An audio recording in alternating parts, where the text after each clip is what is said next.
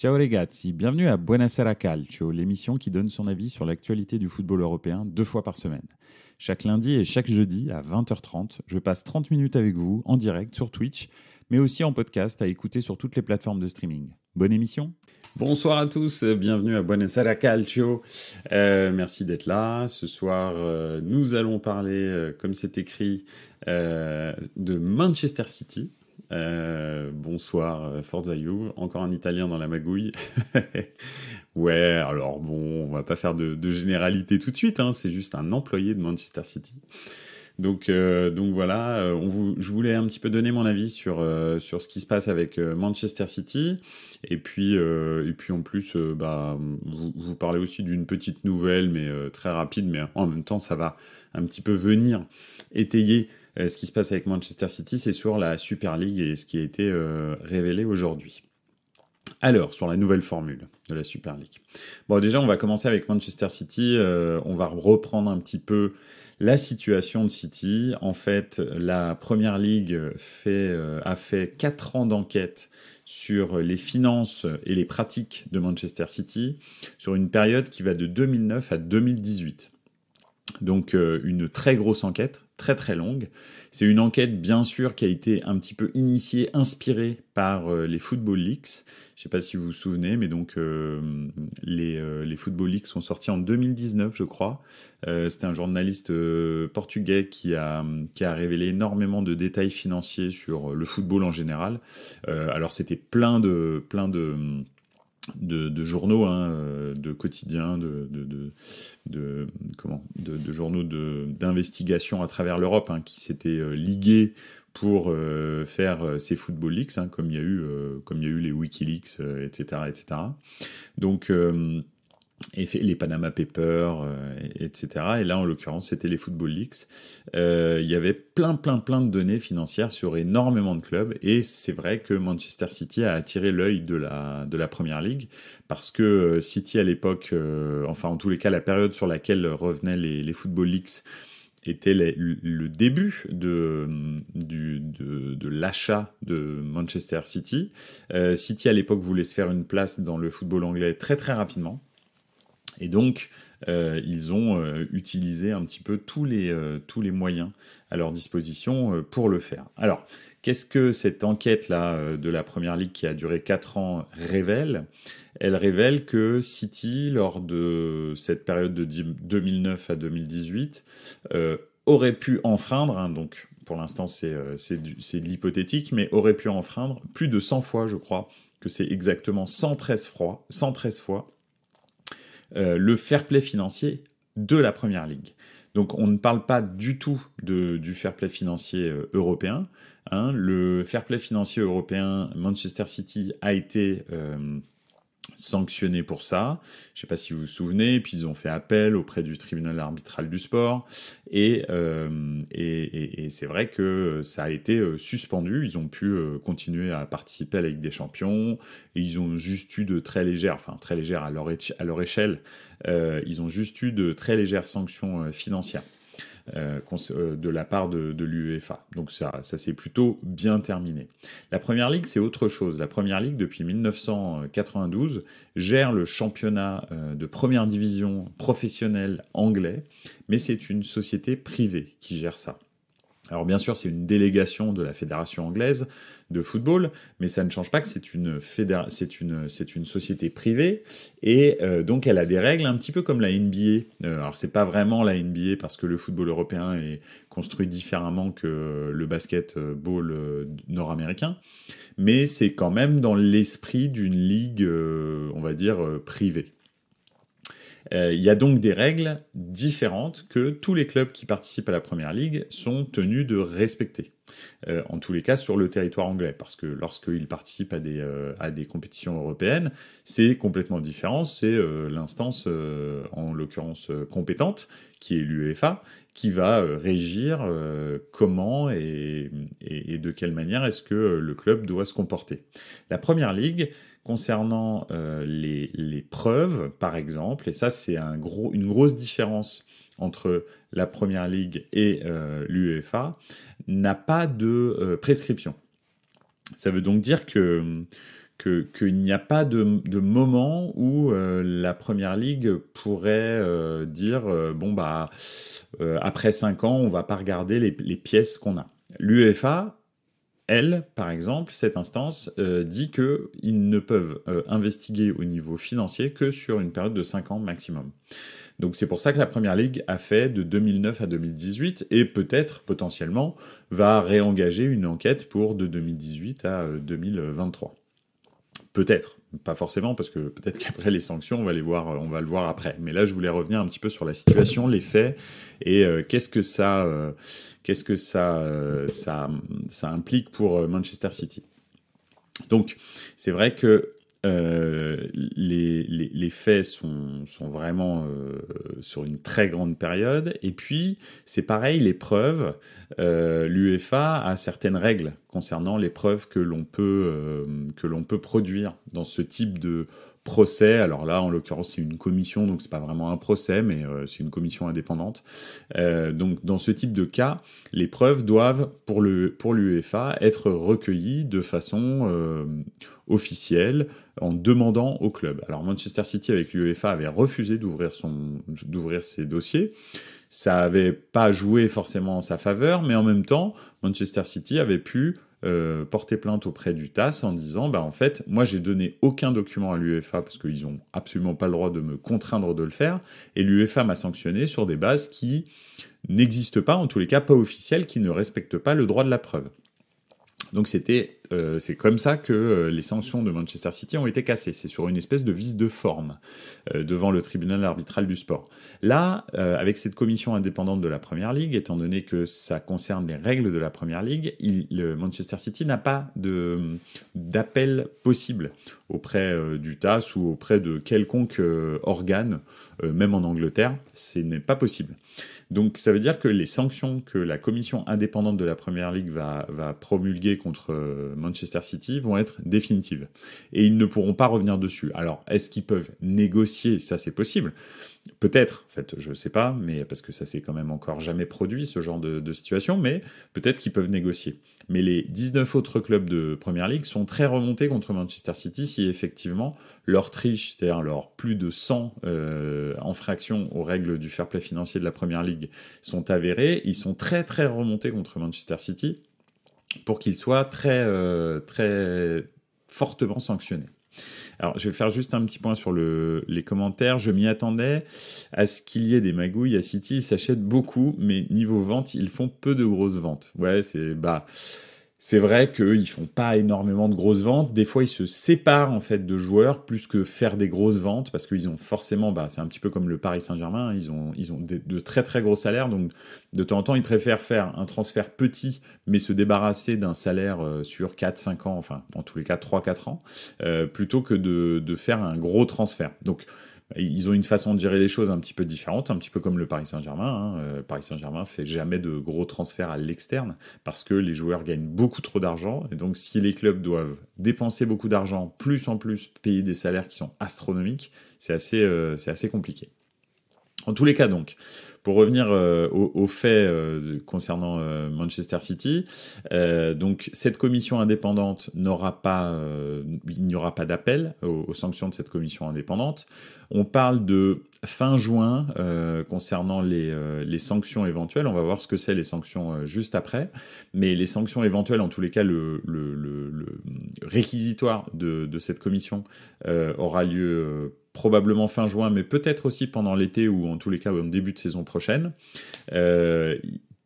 Parce que... ouais... Bonsoir Kevin Guedes, le plus gros transfert sortant du PSG, oui absolument, c'est vrai, pour vous dire comment le PSG fait pas de gros transferts. Pourquoi est-ce qu'il n'y a pas d'appel possible ? Parce que en fait, encore une fois, la Première Ligue est une société privée. Et il y a une charte que tu signes lorsque tu rentres dans la Première Ligue, donc lorsque tu intègres la première division de football professionnel anglais. Et si donc tu as des sanctions qui sont automatiques et internes, à la première ligue. Pourquoi? Parce que tu as adhéré à cette société privée, à la charte de cette société privée. C'est un petit peu, je te dis, c'est un petit peu comme une espèce de super ligue. D'ailleurs, on va y voir, mais c'est exactement la même chose. C'est une société privée qui organise une compétition de football, la première ligue. Donc, c'est elle qui met les règles. Donc, si tu enfreins ces règles-là, c'est elle qui te sanctionne. C'est pas des sanctions qui sont pénales, donc ce sont juste des sanctions qui sont soit sportives, soit économiques, mais c'est eux qui vont. Alors, il n'y a pas de. Alors, il y a Kif Kony qui pose la question. Il n'y a pas de clause compromissoire de nos compétences à une cour arbitrale. Eh bien non, je ne crois pas. Il n'y a pas, en tous les cas, ce n'est pas prévu. C'est-à-dire que cette commission indépendante est l'organe qui va sanctionner, voilà, pas de PNOCEF non plus, en plus j'imagine, absolument. C'est cette commission indépendante qui va sanctionner les infractions aux règles de la Première Ligue. En l'occurrence, là, en ce moment, c'est le fair play financier de la Première Ligue qui est traité dans ce procès. Et c'est comme ça, c'est dans les statuts de la Première Ligue. Donc tu ne peux pas derrière dire ah ben non, je veux pas respecter les sanctions de cette commission indépendante parce que tu savais que c'était ça lorsque tu as signé en Première Ligue. Donc c'est un petit peu ça en fait. En tous les cas, ça, ce sont les faits. Donc la période 2009-2018, essentiellement basée sur les Football Leaks, et c'est ça la grosse différence avec l'UEFA, c'est que la Première Ligue, c'est pareil, n'a aucune règle sur d'où viennent les preuves, tant qu'elles sont réelles. Donc ça veut dire que, en l'occurrence, les Football Leaks les preuves ont été collectées de façon illégale, hein, bien entendu, mais en fait, c'est pas un problème pour la Première Ligue. En revanche, à l'UEFA, par exemple, ils ne peuvent pas utiliser les Football Leaks. Pourquoi? Parce que dans leur statut, les preuves doivent être données de bonne volonté par les clubs, donc ou en tous les cas obtenues de façon légale. Donc, et là, ils peuvent derrière aller au TAS pour casser, comme on l'a vu, une décision à cause d'un vice de procédure. Donc ça, ce sont les faits. Maintenant, les faits aussi, c'est sans infraction du fair play financier de la Première Ligue. Et qu'est-ce que ça veut dire, ça? Ça veut dire déjà des infractions sur les reventes et les achats de joueurs mineurs.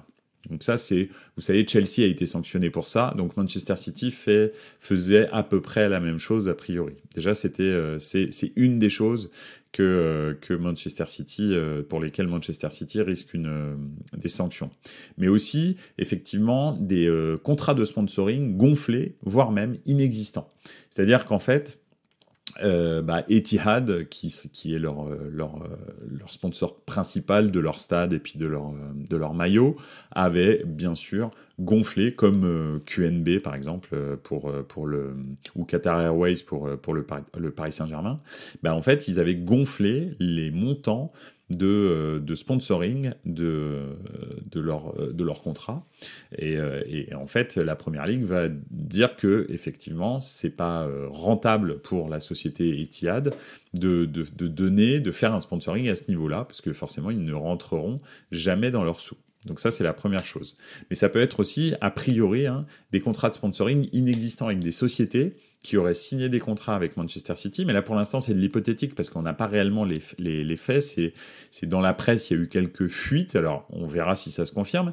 Mais a priori, il parle de sociétés qui sont domiciliés à Abu Dhabi, mais qui sont des sociétés qui n'existent pas et qui ont signé des contrats de sponsoring avec Manchester City, mais en fait ce sont des sociétés qui ne vendent rien, c'est juste des sociétés un peu coquilles dans lesquelles on met de l'argent et cet argent est transféré à Manchester City comme sponsoring, mais il n'y a pas de sponsoring parce qu'il n'y a pas de société, donc ça peut être ça le problème. Et puis après, ça va être l'emblématique cas de Mancini, mais je pense que Mancini n'est pas le seul. Donc Mancini, c'est un peu la face émergée de l'iceberg. En gros, Mancini avait donc un contrat avec Manchester City d'un certain montant, et je crois qu'il était modeste. Je croyais que c'était beaucoup plus, mais en fait, c'était pas modeste.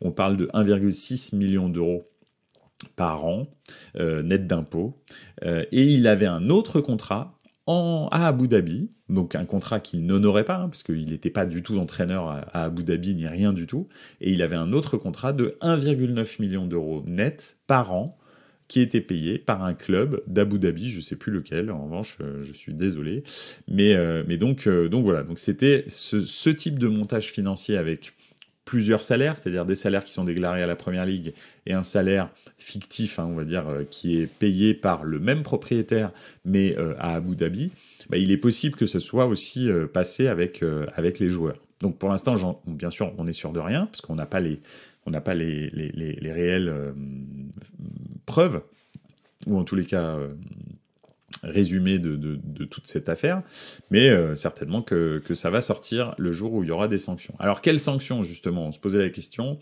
qu'est-ce que ça peut donner pour Manchester City? Déjà, ça dépend quand est-ce que les résultats de cette commission indépendante vont avoir lieu.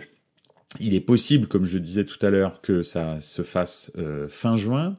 Donc, auquel cas, si c'est au mois de juin, il est très probable que ce soit sur cette saison, parce que la saison se prolonge à cause de la Coupe du Monde. Donc oui, effectivement, il est possible que les sanctions s'appliquent directement sur cette saison-là. Si la saison est terminée, ce sera sur la saison suivante. Donc déjà, ça, c'est sur quelle saison est-ce que ça va se passer. Alors, ensuite, les sanctions, donc ça c'est pour les sanctions sportives. Les sanctions sportives, ça peut être des retraits de points, des matchs à rejouer, en l'occurrence sur cette saison, des matchs qu'on t'empêche de jouer, que tu as perdu sur tapis vert. Ça peut être donc oui une relégation purement et simplement, tout simplement. Ils vont pas s'embêter. Et puis bien sûr des indemnités à payer, des transferts qui peuvent être refusés, donc des joueurs qui vont repartir dans l'autre sens potentiellement. Donc bien sûr, tout le monde se pose la question au sujet d'Erling Haaland. S'il repart à Dortmund, que Dortmund rend les 70 millions, Erling Haaland est à nouveau sur le marché, et là, rebelote. On va voir la guerre des chefs qui va se passer, encore une fois. Donc ça peut être intéressant. Alors, il y a Kif Kony qui dit des montages dignes de Sarko Big Malion. Oui, tout à fait, absolument. Je pense qu'ils ont appris des meilleurs. Forza Youth qui dit les matchs à rejouer, je trouve ça débile, ça pénalise l'autre club. C'est vrai. Sauf si c'est des matchs que l'autre club a perdu, on sait pas, ça peut peut-être l'aider, mais oui, je suis d'accord avec toi, des matchs à rejouer, c'est vrai que ce serait des matchs à rejouer, mais sans les joueurs, par exemple. Si justement il y a certains joueurs en particulier, leur salaire ont fait enfreindre le fair play financier ou leur transfert, ce sont des matchs à rejouer, mais avec ton équipe B, par exemple. Donc oui, ça pénalise l'autre club, mais ça te pénalise toi beaucoup plus que les autres, a priori. C'est pour ça que les matchs seraient à rejouer. C'est pour les rejouer, mais avec une équipe qui aurait dû ressembler à... Enfin, la vraie équipe, quoi. Pas l'équipe avec les joueurs qui enfreignent le fair play financier. Donc, voilà, des matchs à rejouer et une suspension, peut-être même des titres annulés. C'est possible. Il faudrait les disqualifier des compétitions européennes. Alors, justement, et ça c'est différent parce que la Première Ligue n'a rien à dire là-dessus. En revanche, effectivement, si ils décident de retirer 30 points à Manchester City sur cette saison, ils seront pas en compétition européenne la saison prochaine. Donc ça va se faire naturellement, entre guillemets, mais c'est pas l'UEFA qui peut les sanctionner. L'UEFA a déjà essayé de les sanctionner, on a vu ce que ça donnait. Malheureusement, l'UEFA n'a aucun pouvoir, en tous les cas, parce que l'UEFA n'est pas une société privée comme la Première Ligue, mais donc voilà, donc ça va se faire naturellement, mais c'est pas et puis surtout s'ils se retrouvent avec je sais pas, imaginons, allons dans l'hypothétique, mais imaginons que Manchester City se retrouve sanctionné avec des transferts annulés et que on prend les 15 ou 20 derniers transferts de Manchester City et qui sont tous annulés. Qu'est-ce qu'on fait en fait? Manchester City va jouer le championnat l'année prochaine. Si en plus ils sont interdits de recrutement, ils vont jouer le championnat avec leur équipe B, voire leur équipe C. Donc finalement, la sanction européenne, elle va arriver naturellement. Je ne pense pas que même si Guardiola... Déjà, s'ils sont sanctionnés, Guardiola s'en va, il l'a dit. donc voilà, ça aussi, c'est une des sanctions, mais on va y venir, c'est dans le « et ensuite ». C'est une des sanctions, et c'est vrai que voilà, c'est de toute façon, ça va se faire naturellement. Un petit commentaire de Ford Ayoub, la saison aussi... si cela permet à un club de rejouer et de qualifier après pour les compétitions européennes, c'est chaud. Bah ouais. Effectivement, ça va être de toute façon une situation absolument particulière, hein.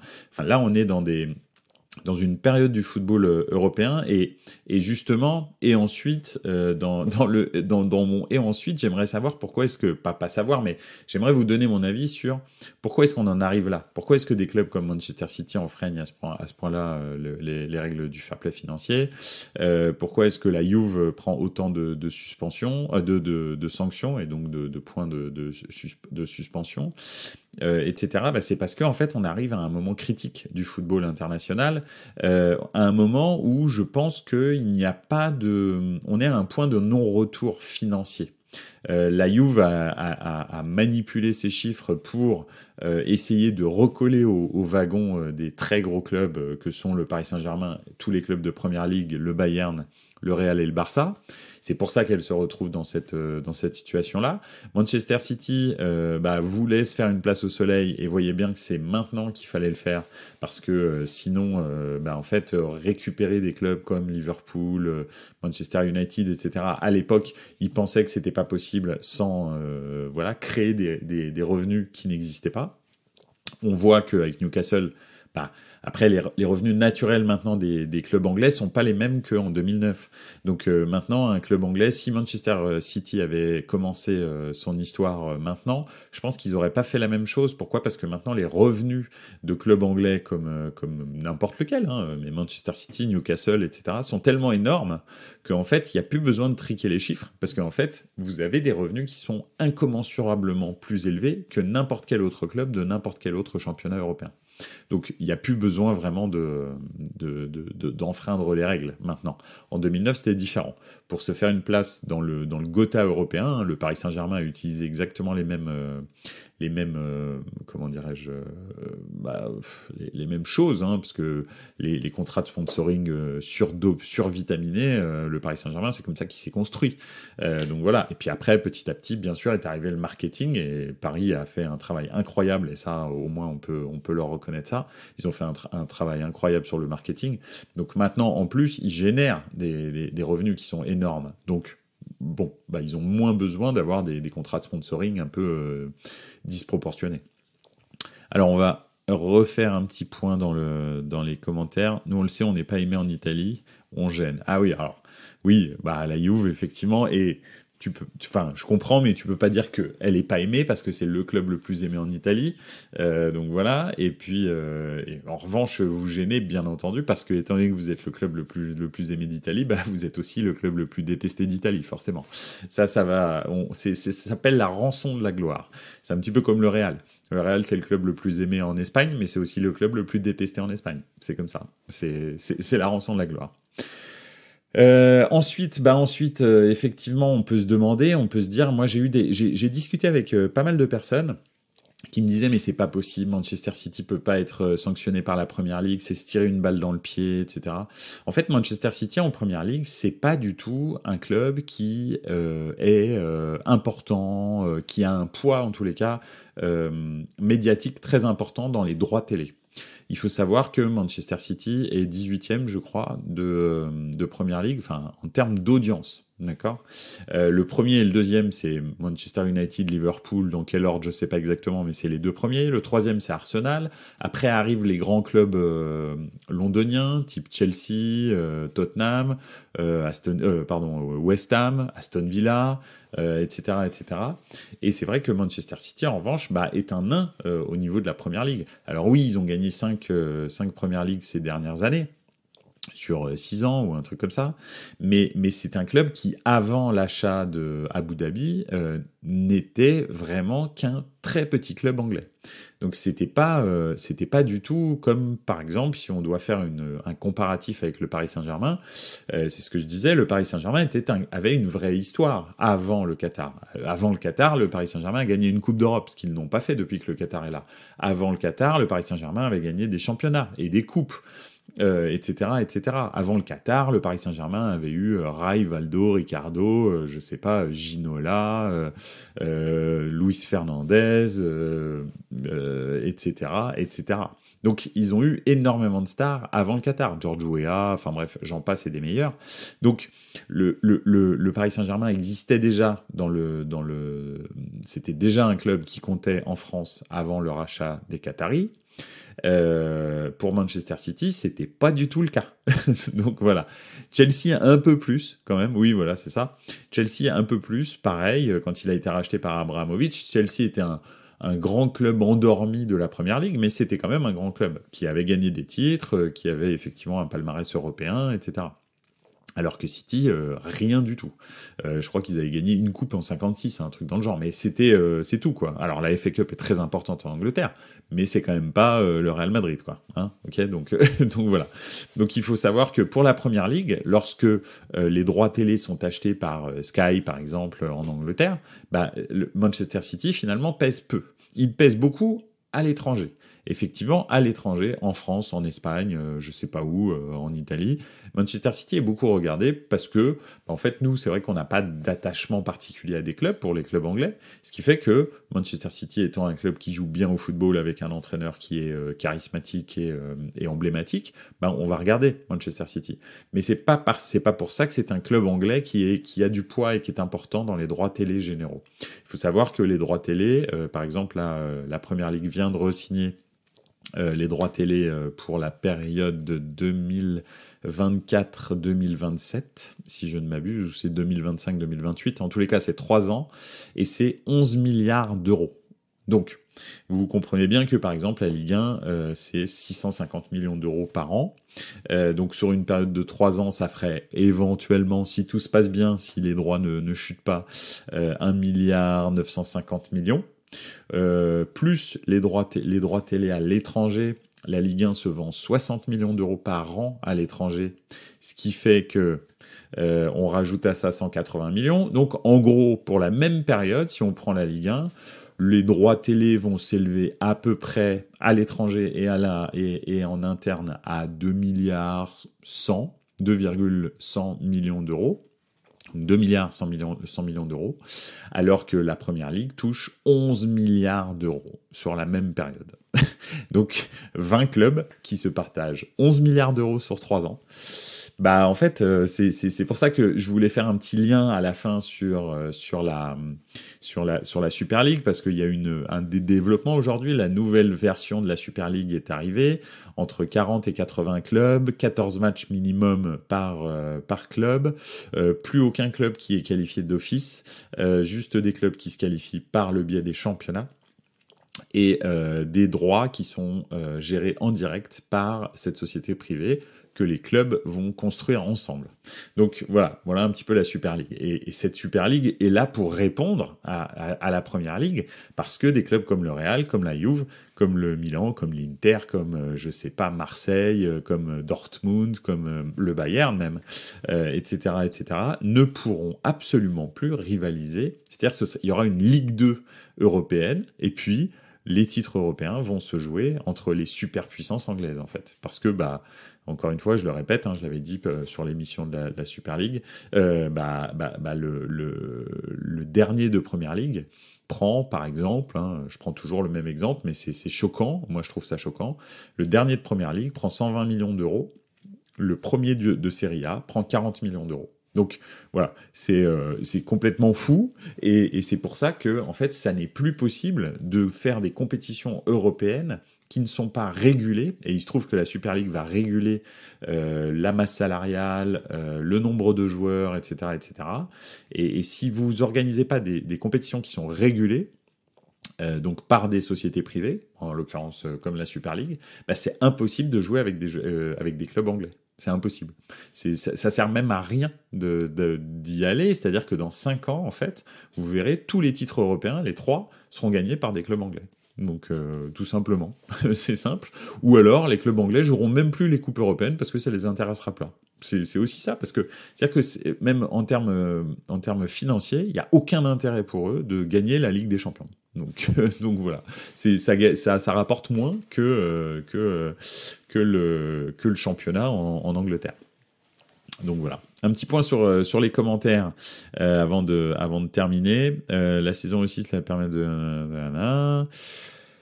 Oui, donc effectivement, surtout c'est un club un peu historique. J'avais vu leur 11 avant les millions, ben ça fait pas rêver. Effectivement, c'est pas terrible. Le PSG et Chelsea avaient déjà gagné des coupes européennes, City pas du tout. Je suis archi pour la nouvelle Super League. Bah moi aussi, si je dois donner mon avis, effectivement moi aussi. Et je veux que les clubs anglais participent à cette Super League et que y ait effectivement un encadrement financier de la masse salariale et du nombre de joueurs. Comme ça, en fait, peu importe qu'il y ait des Chelsea, des Manchester City, etc., la masse salariale et le nombre de joueurs que vous allez mettre en Super League, que vous allez pouvoir inscrire en Super League, va être limité. Vous pouvez acheter qui vous voulez. Ça change pas qu'à la fin, vous aurez que 20 joueurs et qui coûteront pas plus de temps. C'est tout. Et ça, c'est ça qu'on veut en fait. Comme ça, après, ils ont une autre équipe s'ils veulent pour se battre dans leur première ligue complètement folle. Aucun souci, ça c'est leur problème. Ils ont 60 équipes pour jouer, 60 joueurs pardon, pour jouer dans leur première ligue. Il y a aucun problème. Mais quand on les rencontre sur le domaine européen, donc en l'occurrence la Super League, bah c'est encadré et la masse salariale ne sera pas plus grosse que celle de n'importe quel autre club. Donc voilà. La dernière finale surprise en Ligue des Champions date de bientôt 20 ans avec Monaco-Porto. Bah ouais, c'est ça. Effectivement, maintenant, il y a quand même de moins en moins de surprises. Alors après, vous connaissez mon goût pour les grands clubs. Hein. Moi, j'aime les grands chocs entre les grands clubs. Mais c'est vrai que c'est quand même un petit peu embêtant. Voilà. En tous les cas, ensuite, bah écoutez, j'ai pas hâte, mais je suis curieux de voir quelles sont les sanctions que vont prendre Manchester City et comment est-ce que ça va se matérialiser. Pep Guardiola a demandé aux dirigeants si ils avaient enfreint en quel que soit de quelque manière que ce soit, excusez-moi, le fair play financier de la première ligue, ils ont dit que non. Il a dit que s'il lui avait menti, il allait partir instantanément. Donc si en plus ils perdent Guardiola, bah ça va être beaucoup de sanctions d'un coup. Donc je suis vraiment curieux de voir ça et puis de voir un petit peu comment est-ce que Manchester City va rebondir après ça. Comment est-ce que la Première Ligue va digérer, on va dire, l'élimination de Manchester City si c'est le cas, si c'est ce qui se passe. Donc voilà, et puis quel impact ça va avoir, encore une fois, sur le reste. C'est-à-dire que la Première Ligue, en fait, se suffit à elle-même. Elle n'a même plus besoin de son club fer de lance, par exemple. Elle peut tout à fait le supprimer du palmarès et sans aucun problème et continuer son petit bonhomme de chemin. Donc voilà, je suis assez fasciné par la place que la Super League a pris dans le football européen. Et pardon, la Première Ligue, c'est un lapsus révélateur, hein, parce que la Super League existe déjà, c'est la Première Ligue. Donc voilà, et puis je suis aussi très très curieux de voir ce que la nouvelle Super League va amener et comment est-ce qu'elle va être amenée, et j'espère sincèrement qu'elle va voir le jour. Voilà. Bah écoutez, c'est tout pour ce soir. Encore une fois, n'hésitez pas à me suivre sur la chaîne de Buonasera Calcio, sur les réseaux sociaux aussi, sur Twitter, sur Instagram. Et puis n'oubliez pas, vous pouvez toujours revoir en VOD les vidéos sur Twitch, hein, sur la chaîne Buonasera Calcio, mais aussi les écouter toutes les émissions au podcast sur toutes les plateformes de streaming, Apple Podcasts, etc. N'hésitez pas à vous abonner et puis à me mettre des petites étoiles si vous trouvez que j'en mérite. Voilà, en tous les cas, merci beaucoup. Ça a été encore un plaisir de passer du temps avec vous. Et puis, on se voit cette fois-ci lundi prochain. Voilà, allez, bonne soirée.